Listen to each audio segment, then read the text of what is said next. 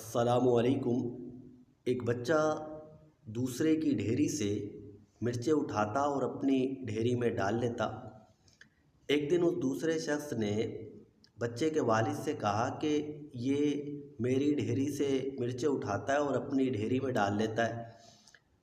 تو بچے کے والد نے کہا یہ چریا ہے، یعنی پاگل ہے۔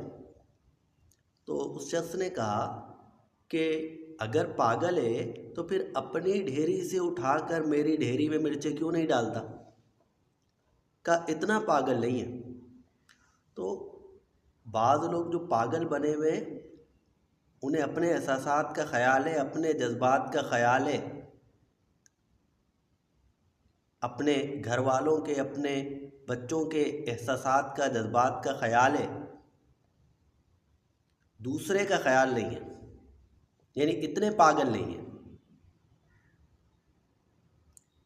ڈیڑھ سیانے جس کو کہتے ہیں، ایسے ڈیڑھ سیانے نہ بنے کہ آخرت تباہ ہو جائے۔